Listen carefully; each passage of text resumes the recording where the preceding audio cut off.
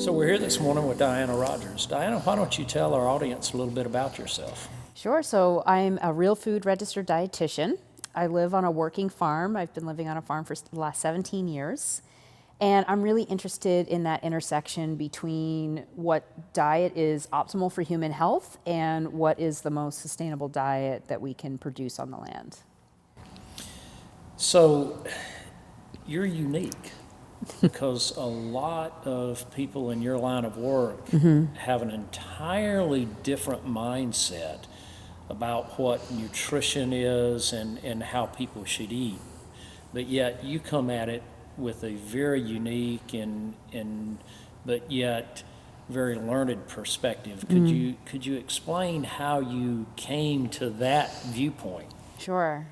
Well, there's a long and short version, so I'll tell you the moderately short version of that. But my personal journey is that I was an undiagnosed celiac until I was in my late 20s. And so as a kid, I was incredibly sick. Everything just kind of went straight through me.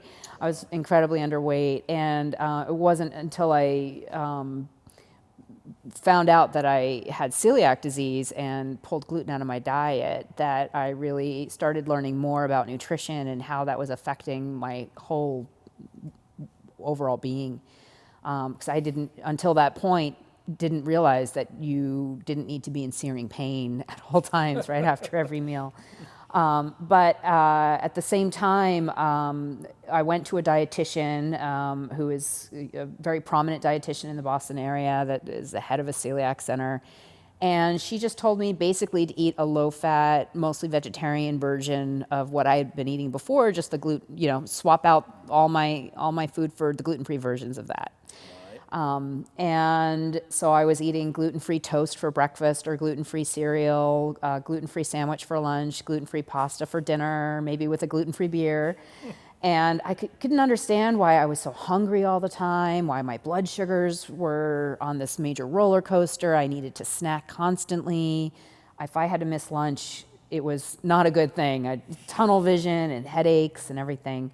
And so I started learning more about nutrition, and I came across the paleo diet, and the idea just made so much sense to me. Why don't we look back to our evolution and eat a diet that more closely mimics the diet that humans as animals were evolved to eat? So focusing more on meats and seafoods, vegetables and some fruit, nuts and seeds, things like that. And so as somebody who is living on a farm and raises vegetables and animals, not only was this super convenient because it was everything I was raising on the farm, but it also made sense because humans are animals and all animals have a biologically appropriate diet. And why wouldn't that be different for humans? And so once I pulled out most of these modern processed foods and started focusing more on meats and vegetables, seafood, fruits, and just more whole foods, I could go from breakfast to lunch without needing to stop. I could skip lunch and feel okay. My blood sugar's totally regulated. And that's the time that I decided to become a dietitian. So I already had this background knowledge. I became a dietitian so that I could work more closely with the medical community. I work with, today I have a clinic and I work with gastrointestinal doctors. I work with lots of people with blood sugar issues and weight loss.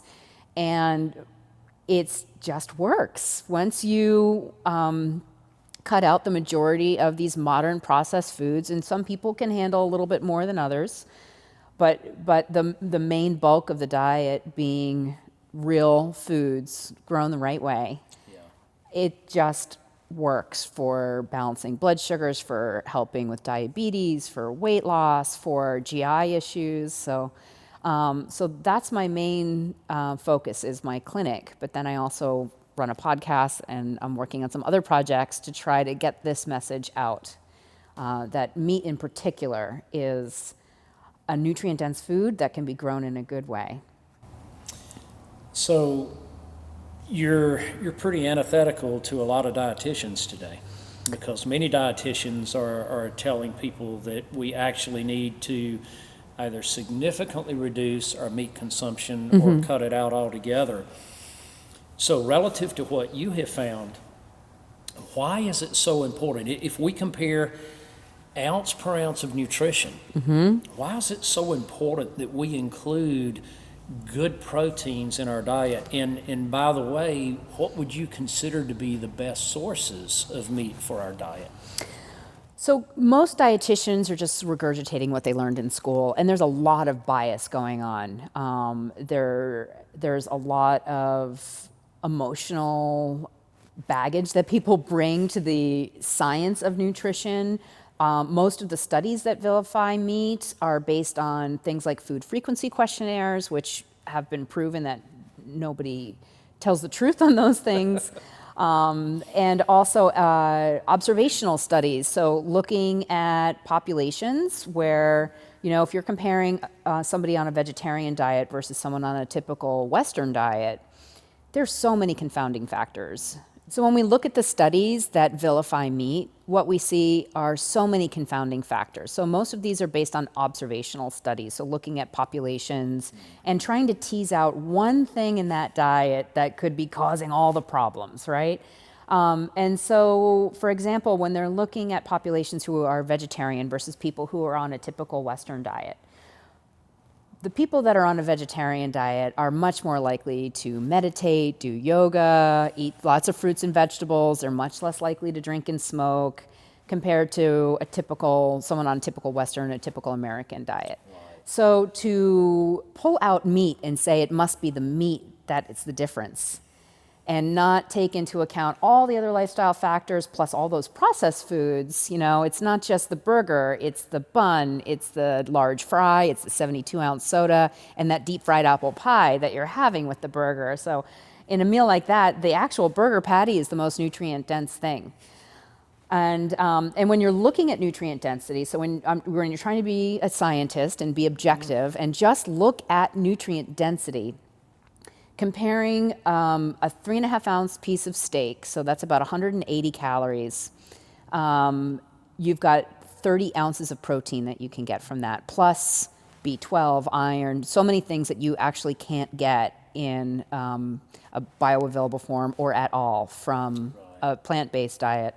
So the least processed option would be beans and rice, that would come close in if you're trying to get your protein from plants.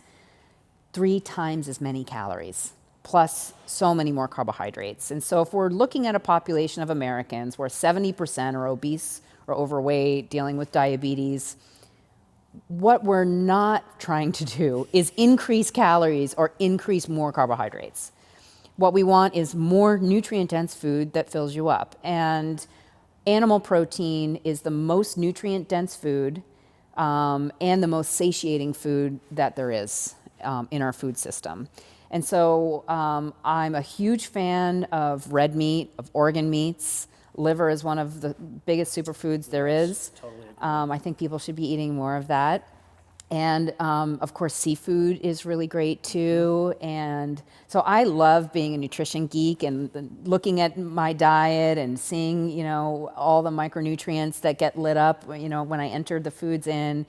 And I can't think of a more beautiful diet than one that includes meat and seafoods raised in the right way, or wild caught, and the rest of the plate full of colorful vegetables. So you're telling us that even a small serving, so 3 ounces of meat is really a small serving for most people. It is for me. Or in the Western diet, Yeah. right? So, but from that 3 ounces of, say, sirloin steak, someone can get as much as 30 grams of protein versus trying to consume 30 grams of protein, which many times is even going to be an incomplete protein from a strictly vegetable source. Right. And we also know, and you as a dietitian know, that if we eat meats in combination with many of the vegetables, particularly green leafy vegetables and all of that, we have heightened absorption That's right. of the nutrients from those vegetables themselves that cannot happen when we eat them divorced from the meat. That's right. Yeah. And I could be a little off. It might be like a 3.5 or 4 ounce piece of meat for 30 grams of protein. But the idea is that if we're trying to work with people Yes. and help them reduce their overall caloric intake Yep. and at the same time increase their nutrient density, animal meat is the best way to do it. It's the most satiating and the most nutrient dense food for the least amount of calories. So, and a lot of people think that we're eating too much meat. And first of all, I don't believe that. Americans are only eating about a little less than 2 ounces of red meat per person per day. So that's not too much It's at all. very small, actually.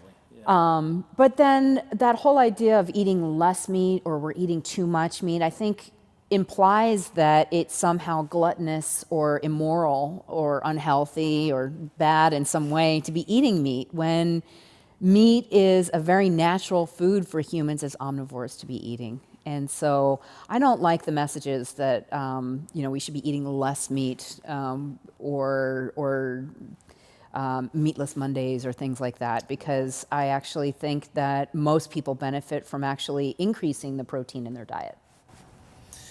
Well, and we also know, I'm a farmer and a rancher and also a scientist, but so combining all of those roles, we know that if we want to restore a healthy ecosystem, if we want to rebuild our degraded soils, and we want to restore vibrant plant populations and insect populations and so forth, that if we divorce the production of food from grazing ruminants, we cannot restore that ecosystem to its fully functioning state.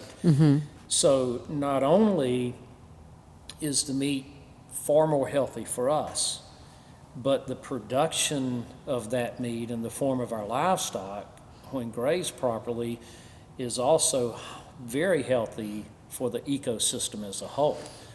So in my mind, that's a pretty big win-win.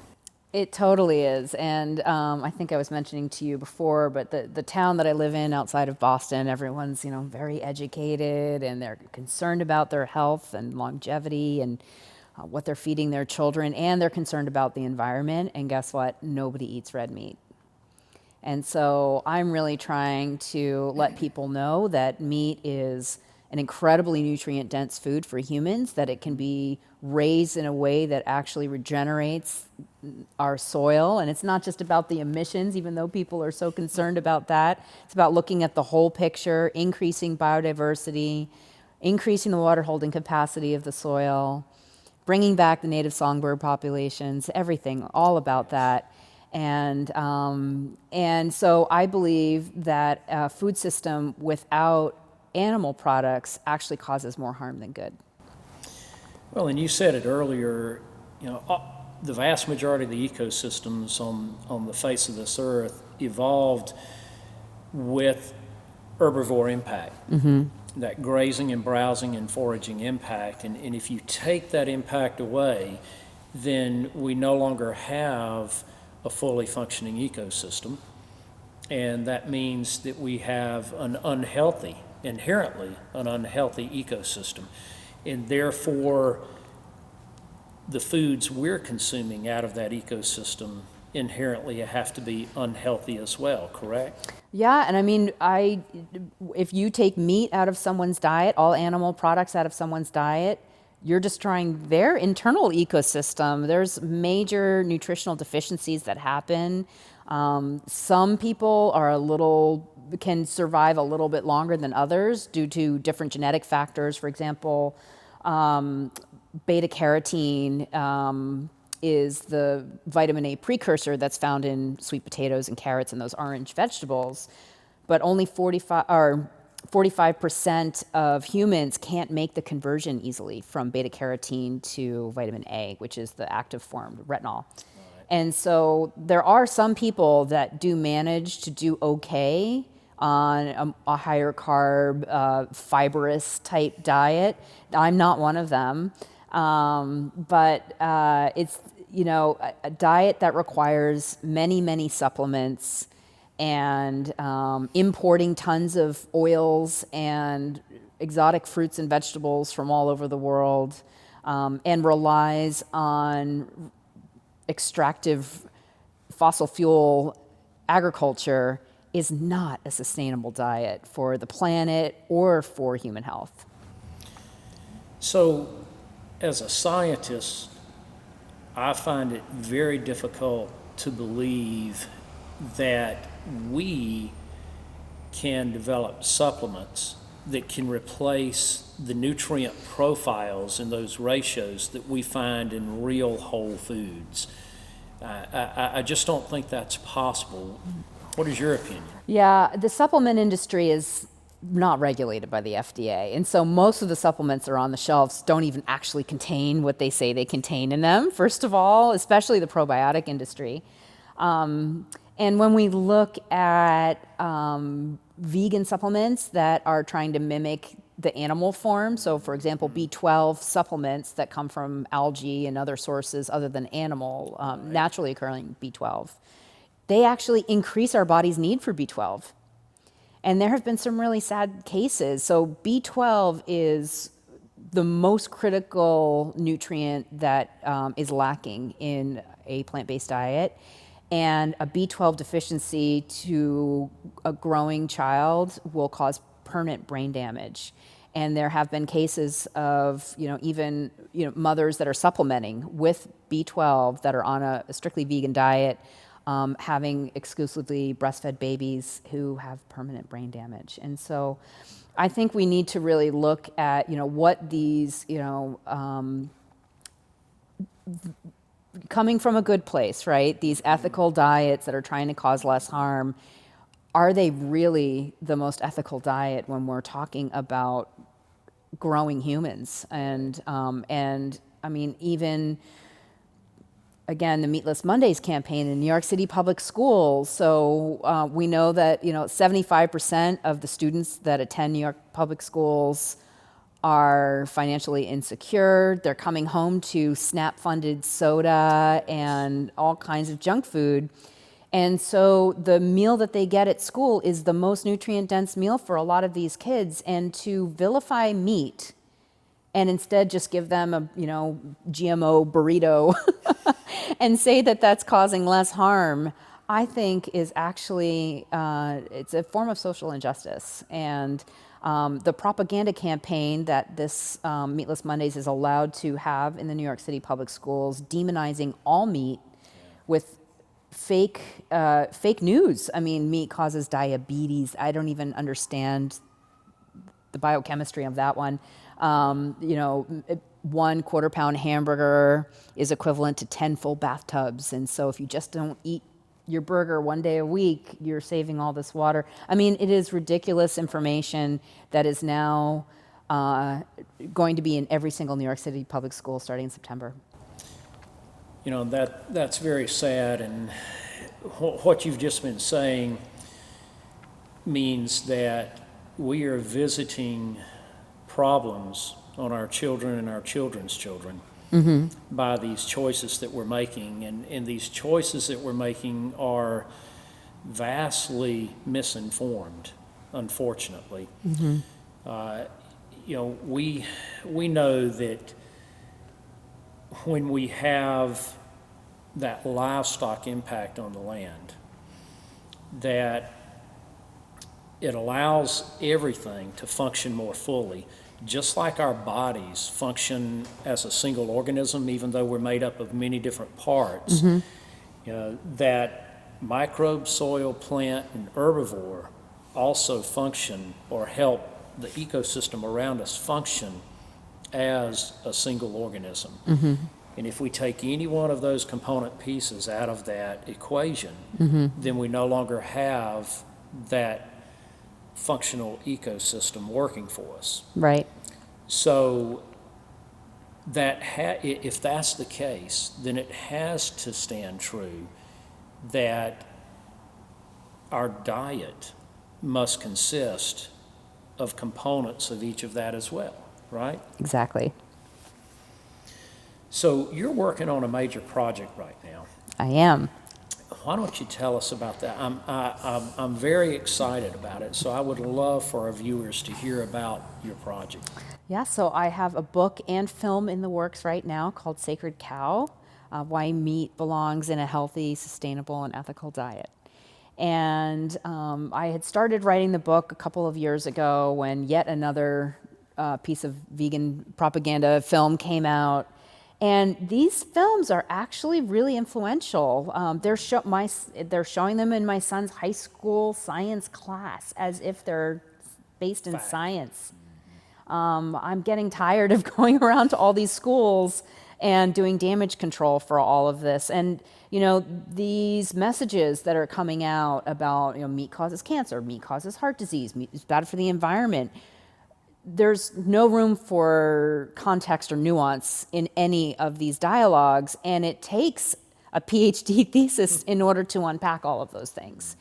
And so I know that I can do that in a book, but I also know that most people are digesting their media through film right now. And if I felt that if I could bring people to the farm and bring experts like you into the mix and explain and show people why things like biodiversity are so important, how cattle can improve the land, why eating meat is so critical to our bodies as human animals, and tackle some of those tricky ethical questions as well. You know, why should we kill an animal for meat when we can just grow it in a lab? And what are the unintended consequences of things like lab meat? And so I'm halfway through production on this film project. The book is getting handed in 2 weeks, my rough draft to the publisher. And so all of this is expected to come out in spring of 2020. Outstanding. Yep. You know, you brought up a number of issues that are commonly conversed about out and about, and the media really plays on them. And one is the water issue with meat production, and the other is the greenhouse gas issue with meat production. But yet we know that if we have regeneratively based meat production, pasture-centric, pasture-based meat production, that we actually are infiltrating a lot more water into our soils, because that positive impact of those ruminants foraging and grazing on those grasses is creating this incredible aggregate in the soil that allows for tremendous infiltration and water retention. So proper meat production actually improves the entire water cycle on the face of this earth, rather than disturbing it, as we've been told. Secondly, if we look at the greenhouse gas issue, and a lot of people, when they think about ruminants, they think about methane issues. Right. So a couple of things that we have to keep in mind. One is that we actually have capacity in our soil microbes to take care of methane emitted by ruminants. And that if we have highly biologically active soil, the methane burped by our livestock is absolutely not a problem at all, and it's a natural process. The other thing that we have to remember is that we have had ruminants for millennia, many tens of thousands of years. And these ruminants have all functioned the same way.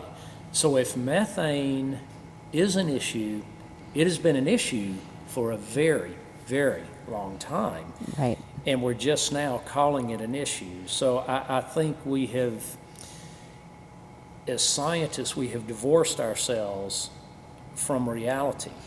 Yeah. And seeing things as a whole. And again, I can't help but think that as a scientist, the studies that you're telling me about, these nutritional studies, that's not sound science. You cannot, as a scientist, make those extrapolations when you have so many confounding effects and then state that as fact in a peer-reviewed study, but yet that is the very thing that we're seeing. Observational research only proves bias. Exactly. And unfortunately, the plant-based advocates are pushing out these studies based on very poor methodology, both about the harms, the nutritional harms of meat, but also the bad greenhouse gases. So in Right. livestock's long shadow, so where they're doing a full life cycle on a cow, but then only tailpipe emissions in transportation, right? So Right. we're seeing the same thing happening with the environmental claims against meat as we are in the nutritional claims against meat.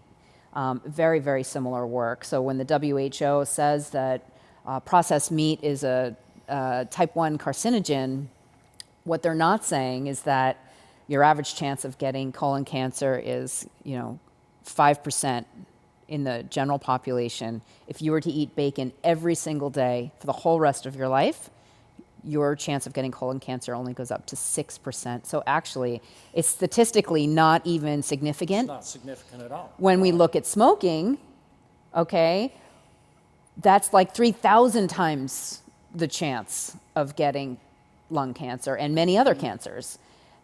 But yet the WHO still classifies, because of this study, puts it in a type 1, and then we have, films showing that if you give your kid bacon for breakfast, you might as well be giving them cigarettes. It's absolutely ridiculous. Yes. And again, as a scientist, you cannot make those extrapolations.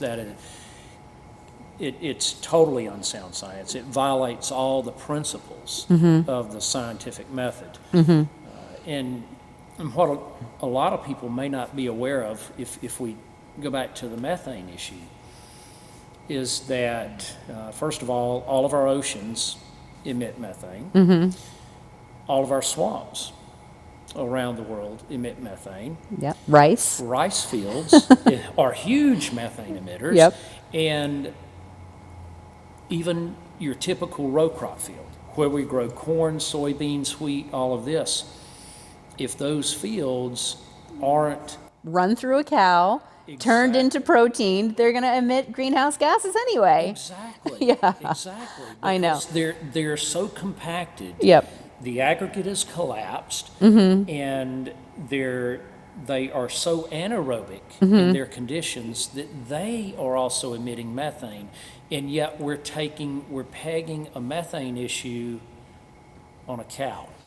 Well, and also, when we think about extractive fossil fuels, that's introducing new greenhouse gases into the atmosphere, where cattle are just recycling greenhouse gases that are already part of the carbon cycle anyway.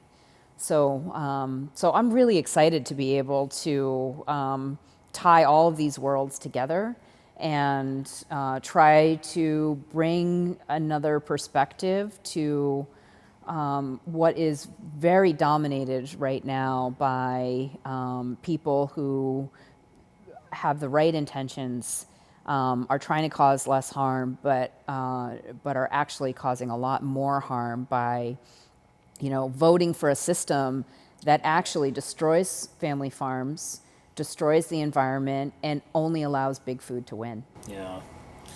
And, that destruction of the family farm has also eroded our rural communities and rural towns. And unfortunately, we're seeing boarded up towns all over the landscape of the U.S. And those people that live there are forced to commute long distances to have any type of reasonable employment. And the irony is that it wasn't that many decades ago at all that all of those communities and towns used to be thriving. And, the businesses that existed there relied on those dollars that were generated from the family farms that existed in those areas. So if you take the family farm out, it's absolutely impossible to have a thriving rural economy. Yeah, I don't think a lot of people a lot of young people that I meet that have always lived in an urban area don't realize that farms are the backbone. Small farms are the backbone of rural America, and when they're voting for something like a Beyond Burger or Impossible Burger that's made from GMO soy and corn, they're actually voting for the destruction of more small towns. On our farm, and I'm sure on yours, I mean, we're supporting a youth labor force, Yes, right? yes. Kids need jobs, and they Yes. want to work, and they want to feel like they're contributing, and they love working on farms. Yes. And then we've got our vets, we've got Tractor Supply, we've got just so many businesses that we're supporting by having a viable, financially sustainable farm. And those dollars turn over multiple times in the same community. And all of that is a fabulous thing. But we have sucked the life out of every bit of that. So I love what you're doing, because it takes a community to communicate this message and to help people understand what the truth is out there, and unfortunately we have a void in the truth and the facts. And so thank you for the role that you're playing. It's absolutely critical. I love your Sacred Cow project. Thank you for doing that, and we just want to continue to work with you in this effort. So thank you for being an advocate. This has been a conversation with Diana Rodgers. Diana, thank you so much. Thank We you. really do appreciate it. Thank you.